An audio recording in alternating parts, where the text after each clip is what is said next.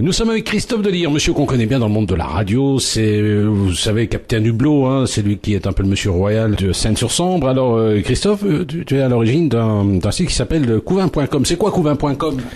Alors Couvain.com, c'est un site internet, au départ, une occupation des réseaux sociaux, Facebook, Twitter, sous le nom Couvain.com, et donc une sorte d'antenne web locale qui intéresse la zone qui se trouve autour de Couvain, Couvain étant le point central, et donc une zone qui va de Rocroi au barrage de l'Odeur.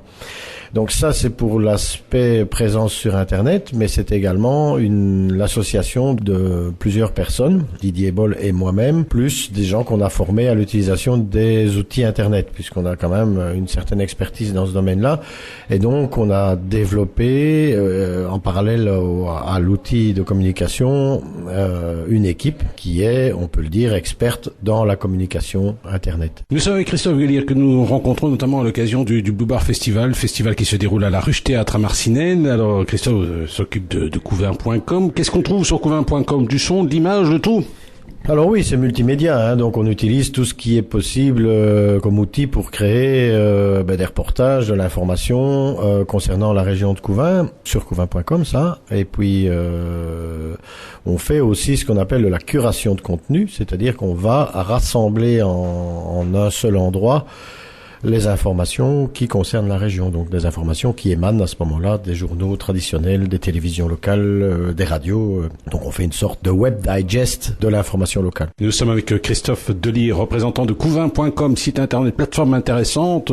Alors Couvain, est-ce qu'il y a de la matière, il y a du boulot ? Il y a du boulot, oui, certainement, puisque on est quand même confronté, comme beaucoup de régions, à la disparition de l'information locale, intra-locale. Les journaux s'intéressent pas de moins en moins, mais disons que les journaux se recentrent sur des villes plus importantes ou et traitent l'information de manière un peu plus large. Donc, effectivement, une ville comme Couvain, ça bouge. Et le besoin d'être informé est le même qu'il y a 20 ans ou 30 ans à l'époque des radios locales. Les outils ont disparu. Donc, quelque part, on ne fait que réoccuper un espace qui a été laissé en friche par les médias traditionnels ou les radios locales de l'époque, quoi. Nous sommes avec Christophe Delire, représentant du site Couvain.com, un site d'information fort intéressant. Alors, ça dit, au niveau technique, pratico-pratique, vous avez studio et tout, caméra Alors oui, c'est-à-dire qu'on travaille avec du matériel léger. Pour la captation, on va travailler avec iPhone, iPad ou tablette. En ce qui concerne les studios, non, on n'a pas vraiment de studio. On travaille...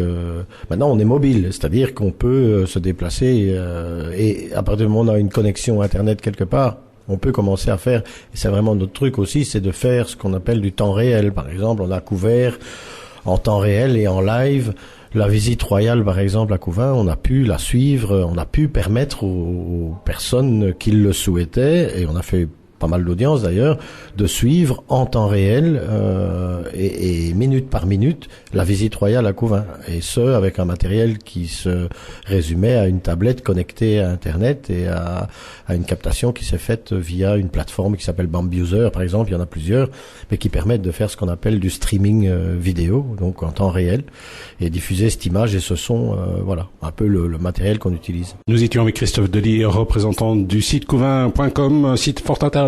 C'est un peu la renaissance des radios locales, dirons-nous. Alors, est-ce que c'est rentable ou pas ?